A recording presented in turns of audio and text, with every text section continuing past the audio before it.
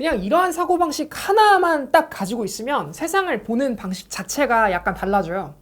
20세기 중엽에 미국에서 세계 네로라는 과학자들이 인정한 물리학의 천재가 있었죠. 입에 닳도록 얘기하고 있는 리처드 파인만입니다. 이런 이야기를 들어본 적이 있을 거예요. 누군가 파인만에게 묻습니다. 뭔가 끔찍한 재난 때문에 과학 지식이 싹 다 없어지게 되었다면, 당신이 인류에게 딱 한 문장만 전수시킬 수 있다면 당신은 어떤 말을 남기시겠습니까? 그래서 파인만은 이렇게 대답합니다. 모든 물질은 원자로 이루어져 있습니다. 이 이야기가 바로 그 파인만의 물리학 강의 책에 나오는 얘기예요.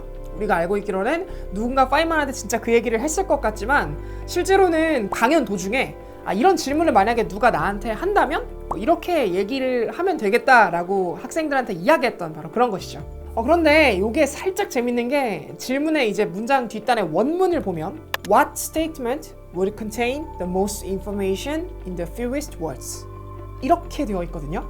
이 말을 조금 더 직역해보자면, 어떤 문장이 가장 많은 정보량을 가장 적은 단어로 표현할 수 있을까요?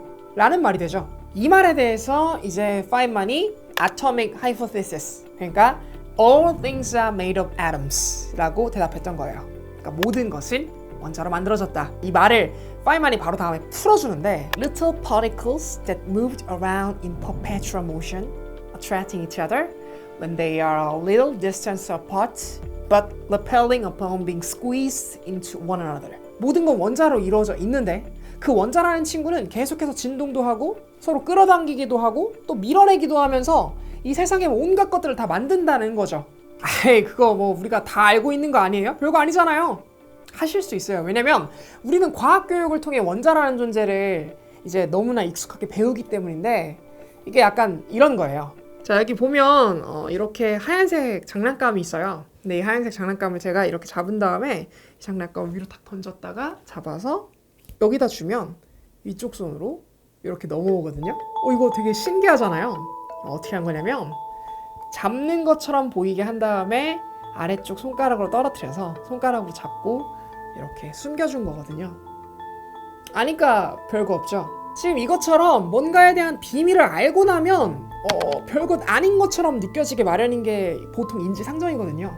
마찬가지로 파인만의 문장인 모든 것은 원자로 되어 있다라는 걸 딱 들었을 때 우리가 저렇게 당연한 걸 이렇게 진지하게 얘기하고 있지? 라고 느끼기 마련인 거죠. 왜냐면 우리는 이미 다 중고등학교 때 원자라는 존재에 대해서 그냥 배웠고, 그게 과학이다 이렇게 자연스럽게 배우고 있으니까요. 그런데 원자라는 개념이 우리가 알고 있는 대로 이렇게 정립되기까지는 자그마치 2000년이라는 시간이 걸렸어요. 2000년. 이 2000년의 얘기를 1일 1쿠키 해서 다 할 수는 없으니 자세한 거는 여기 보이시는 이 영상을 참고해 주시고요. 지금은 당연하게 생각하고 있는 원자라는 존재가 실제로 증명된 것도 생각보다 아주 최근이에요. 1827년에 꽃의 수정 과정을 관찰하려고 시도했었던 로버트 브라운이라는 과학자는 현미경으로 들여다본 수분을 정밀하게 관찰하려고 수분을 물에 적셔둔 뒤 가만히 내버려 두었었는데, 근데 그 가만히 내버려 둔 수분이 이상하게 아무리 오랜 시간이 지나도 멈출 생각을 안 하는 걸 알아냈어요. 그래서 이걸 첫 발견자 이름을 따서 브라운 운동이라고 불렀어요. 당시에는 수분이 살아있으니까 그래서 꿈틀거릴 것이다, 더 오랜 시간 기다리면 멈추지 않겠냐, 이런 얘기들이 많이 오갔었는데, 그거는 좀 근거가 부실했죠. 그래서 많은 과학자들이 본질적으로 이 비밀에 관한 명쾌한 해답을 좀 찾아내고자 했었어요. 근데 한동안 그 해답에 대해서 나타나지 않다가 1905년에 브라운 운동에 대한 한 편의 논문이 딱 써지게 되는데, 누가 썼냐면 그 유명한 또 아인슈타인이 썼어요. 이 논문에서 이제 최초로 꽃의 수분, 여기서 말하는 수분은 물 할 때 그런 수분이 아니라 꽃가루예요. 꽃가루. 이 꽃가루가 물속에 존재하는 수많은 원자와 분자가 지속적으로 이제 수분을 막 때려주기 때문에 정신없이 이리저리 이렇게 진동하면서 막 움직이는 이런 운동을 한다라고 설명했어요. 그러니까 이제 원자라는 걸 이용해서 물리적 현상을 설명하고자 했던, 어떻게 보면은 최초의 시도였던 거죠. 진짜 이런 걸 보면 아인슈타인은 천재가 맞는 것 같기도 해요. 어쨌든 아인슈타인의 이러한 생각은 페랭의 콜로이드 실험이라고 하는 걸 통해서 이 원자라고 하는 존재가 검증되기 전까지는 사람들한테 좀 쉽게 받아들여지지 않는 생각이었어요. 그랬다가 이제 원자라는 존재가 분명하게 검증이 되고 나서 이제 페랭은 노벨상을 수상하게 되고 우리는 이제 원자라는 존재를 알게 되었죠. 이 원자적 사고, 그러니까 이제 모든 것은 원자로 이루어졌다라는 이런 사고는 어떻게 보면 긴 세월 동안 우리가 알아낸 인류의 문화유산이잖아요. 그러니까 이 사고방식을 우리가 어떻게 써먹을 수 있는지도 함께 알아보면 좋겠죠. 자, 여기 보시면 제가 이제 먹다 남은 커피를, 작업하다 먹다 남은 커피인데요. 여기서 이렇게 한 방울, 커피 한 방울을 손등에다가 이렇게 떨어뜨리면 지금 손등 위에 잘 보이진 않지만 물 한 방울이 있어요. 굉장히 표면이 매끈매끈한 이런 물 한 방울이 대략 한 20분의 1ml예요. 이걸 한 2000배 정도 확대하면 지금 제가 촬영하고 있는 이 스튜디오에 한 8배 정도의 크기가 돼요. 지름이 약 12m 정도 될 테니까 한 그 정도 되겠죠. 이 정도로 확대가 되면은 이 방 안에 이렇게 슬리퍼 정도의 크기의 뭔가가 막 이제 방 안을 헤엄치고 다닐 수 있거든요. 얘가 바로 이제 집신벌레예요. 실제로 이렇게 집신벌레가 집신만하게 생겨가지고 막 돌아다닌다고 생각하면은 저는 좀 소름 돋을 것 같긴 한데 여러분은 어떠신가요? 생물 좋아하시는 분들은 좋아하시려나? 여튼 우리는 집신벌레 얘기를 하려고 한 게 아니니까 여기서 2000배 더 확대해 봅시다.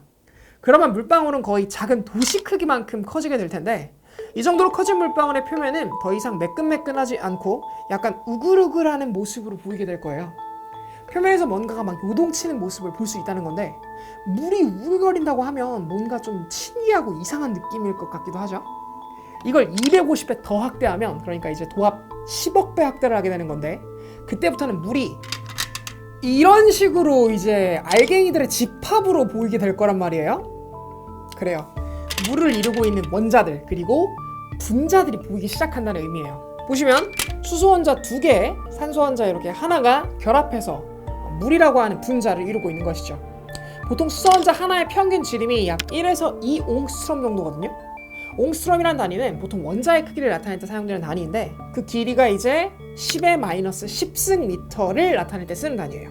이게 대체 얼마나 체감이 안 될 정도로 작은 거냐면, 만약에 이 모형 속에 우리가 앤트맨처럼 작아지면서 들어가서 이 모형이 지구만해졌다고 생각해 본다면 그 모형 안에서 딱 지금 이 사이즈만큼의 크기가 원자의 크기란 얘기예요. 엄청나게 작죠.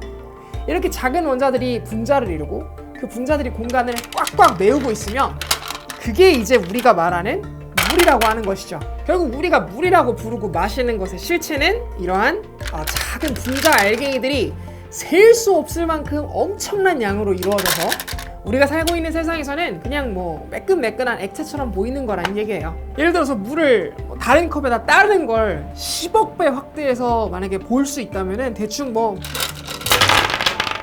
이런 느낌이 된다는 거죠. 근데 마냥 이렇게 따로 놀지는 않는 게, 물 분자들은 다른 분자들이랑 약간 다르게 자석처럼 서로를 막 끌어당기고 있어요. 그걸 표현하기 위해서 지금 보면은 이제 보라색, 이렇게 보라색으로 물 분자 사이를 연결을 해놨는데 이제 이걸 왜 이렇게 연결해놨냐면, 물 분자는 좀 특이해서요. 여기 지금 물 분자가 이렇게 있는데 이 물 분자가 약간은 한쪽이 마이너스 성질을 띠고 약간은 한쪽이 플러스 성질을 띠는 그런 극성을 가지는 분자가 돼요. 얘네들이 이렇게 자석처럼 이런 식으로 서로를 끌어당겨서 이게 마치 이런 식으로 거미줄처럼 이렇게 붙어 다닌다는 얘기예요. 근데 이런 붙는 힘이 엄청 크지는 않아서 생각보다 이렇게 잘 떨어지기도 하면서 이렇게 뒤죽박죽 엉겨 붙어 있는 모습을 상상하면 이제 이런 모습을 이해하기가 좀 더 쉬울 거예요. 얘가 이제 이렇게 싹 떨어지는 거죠. 이게 이제 물이라는 거예요. 너무 신기한 거죠. 그럼 이제 물 분자라는 녀석이 왜 하필 극성을 띠는지를 조금만 더 구체적으로 우리가 함께 알아보면 또 좋을 것 같지 않나요? 그래서 이제 같이 설명을 해보자면, 물은 지금 보시는 것보다 약간 더 안쪽으로 이렇게 꺾여 있어요. 한 105도 정도의 각도로 수소 2개가 이렇게 붙어 있는데, 산소가 참 기묘하고 특이한 특징을 지니고 있는 게 뭐냐면, 자기랑 결합한 수소 안에 있는 전자를 자기 쪽으로 좀 더 끌어당기는 욕심이 되게 강한 친구예요. 당기는 힘이 강하다 보니까 그런 건데, 그래서 산소 쪽은 마이너스 성질을 일부 뺏어와서 상대적으로 마이너스가 되고, 수소 쪽은 산소한테 마이너스 성질을 뺏겨서 상대적으로 플러스가 되는데, 이게 지금 구조상 한쪽으로 수소가 치우쳐져 있고 한쪽으로 산소가 치우쳐져 있다 보니까 이 산소 쪽으로 뺏긴 마이너스 성질이 이 산소 쪽에 있는 부위를 전체적으로 마이너스로 바꾸고, 이 뺏긴 수소 쪽은 전체적으로 플러스 성질이 돼가지고 이렇게 한쪽이 플러스 한쪽이 마이너스인, 마치 어떻게 보면은 NS 자석 마냥 그런 식으로 이렇게 구성되어 있는 이런 분자, 이런 거 이제 우리가 극성 분자라고 이야기를 하죠. 자, 그러면 이제 물 분자는 이 플러스 마이너스의 극성을 띠고 있으니까 다른 액체들보다 서로를 이제 더 강하게 당길 거란 말이에요. 왜냐면 여기는 플러스고 여기는 마이너스니까 플러스랑 마이너스가 만나면 붙잖아요. 그래서 이렇게 붙어 다닐 거란 말이에요. 그래서 요 붙어 다니는 게 일반적인 다른 어떤 물질들보다 더 강하게 붙어 다닌다 라고 해서 이걸 우리가 수소결합이라고 불러요. 근데 이게 실제로 막 이렇게 합쳐지는 그런 결합은 아니고요. 이게 다른 액체보다 상대적으로 좀 강하게 붙어 있다 보니까 요거를 우리가 이제 결합이라는 용어로 써주고 있는 거죠. 그만큼 이제 잘 결속이 되니까. 그래서 저는 요 결합을 지금 이렇게 보라색 장난감을 이용해서 보라색 결합을 이용해서 이런 식으로 연결을 해준 거예요. 이게 사실 결합된 게 아니라 이제 강력한 정전기적 인력으로 붙어 있는 건데 이렇게 우리가 표현해 줍니다. 그럼 이제 이 물에다가 열을 가하면 이 물 분자들의 움직임은 어떻게 보일까요? 사실 물 분자들은 가만히 있는 게 아니라 파이만이 얘기했던 것처럼 계속 지속적으로 막 이렇게 부름을 떨고 있어요. 와, 이렇게 떨고 있다고 생각하면 되는데 열이 높아지면 높아질수록 이 부르르 떠는 정도가 점점 심해지게 돼요. 그러다 보면 어느샌가 지들끼리 붙들고 있는 힘이 더 이상 자기네들을 붙들 수 없게 되면서 얘네들이 지 맘대로 흩어지게 되는데 이걸 우리가 수증기라고 불러요. 서로 잡아당기는 힘보다 진동하는 힘이 커져버려서 이 속박에서 탈출해버려서 공기 중상에 마음껏 돌아다니는 그런 상태가 되는 거죠. 반대로 진동이 점점점 약해져서 얘네들이 서로를 끌어당기는 힘에 의해서 점점 붙들리게 될 텐데 이렇게 되면 어느 특정한 순간 이 수소결합들이 아주 특정한 모습으로 결정을 만들게 되거든요. 보여드릴게요. 자, 이런 식으로 이렇게 수소결합들이 다닥다닥 플러스랑 마이너스끼리 이렇게 다닥다닥 붙어서 어떤 특정한 결정 형태를 이루게 될 텐데 이거 딱 어때요? 지금 이렇게 보면 육각형 닮지 않았나요? 완벽한 육각형은 아니지만 이렇게 앞면으로 보면 상당히 육각형을 닮은 걸 알 수 있죠. 근데 이 육각형이 사방팔방 구조로 계속해서 연속적으로 결합되게 될 텐데 이렇게 단단하게 결합된 물 분자들은 서로 움직임이 상당히 속박되어 있는 상태로 존재하게 되겠죠. 이걸 우리가 얼음이라고 해요. 그러니까 이제 물의 고체 상태가 바로 이 얼음인 것이죠. 참 재밌는 게 뭐냐면 이 얼음 결정을 봐봐요. 가운데가 송송 뚫려 있죠. 구조상. 이 공간이 생겨버리는 바람에 물이 이렇게 정렬하면서 얼음이 되면 부피가 커져요. 그래서 왜 요구르트 얼리면 터지는 경험이라든지 혹은 이제 얼음을 얼리려고 분명히 물을 약간 채워놨는데 나중에 얼어있는 거 보면 막 얼음이 더 커져 있는 그런 얼음을 본다든지 뭐 이런 경험들을 할 수 있는 것이죠.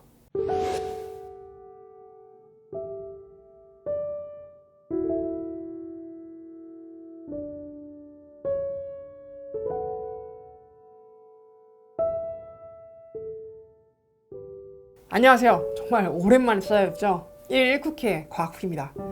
건강상에 좀 문제가 생겨버려가지고 텀이 좀 길어졌는데 많은 분들이 또 이렇게 건강에 대해서 걱정해주시고 또 응원해주시고 위로해주셔가지고 금방 이렇게 나올 수 있었던 것 같아요. 2주간 정말 달달하게 쉬고 오는 것 같습니다. 아무래도 1일 1쿠키가 주 3회 연재가 되는 거는 체력적으로나 아이디어적으로나 좀 무리였던 것 같아요. 영상을 많이 만들어내는 게 지금 유튜브 트렌드고 또 이제 알고리즘에 잘 타다 보니까 자꾸만 이거 알고리즘을 좀 따라가야 되나 라고 하는 그런 고민 때문에 만들게 된 기획인데 근데 그러자고 영상의 퀄리티를 막 내리자니 제 마음의 소리가 그걸 허락을 안 하더라고요. 퀄리티를 안 내리다 보니까 또 공을 들이게 되고 그러다 보니까 이제 밤새는 경우가 굉장히 많아지게 돼서 이제 컨디션 난조 때문에 그래서 아마 뭐 장염이나 이런 게 온 게 아닌가 싶어요. 1일 1쿠키만 하는 게 아니라 정규 영상도 제가 지금 그대로 다 진행하고 있다 보니 더 그랬던 것 같고요. 이 영상 다음부터는 영상 크레딧 올리는 동안에 여러분의 댓글 읽기나 질문을 좀 받는 시간을 넣으면 좋을 것 같다고 생각을 하게 됐어요. 그래서 댓글을 하나하나 좀 읽어보려고 해요. 예전에 도와주세요의 그 어떤 그 소울을 이어받은 거라고 이제 생각해 주시면 좋을 것 같은데요. 그리고 제가 가끔씩 카톡방을 통해서 팬들이랑 소통을 하는데 그 단톡방에 팬아트를 그려주신 분이 있었어요. 그래서 요 캐릭터들인데 제 캐릭터를 가지고 굉장히 재밌게 잘 표현해 주셨더라고요. 그래서 이 소중한 팬아트 그려주신 분들 정말 다들 감사드립니다. 앞으로 이렇게 좀 소통도 좀 하는 게 좋을 것 같다는 생각을 하게 됐어요.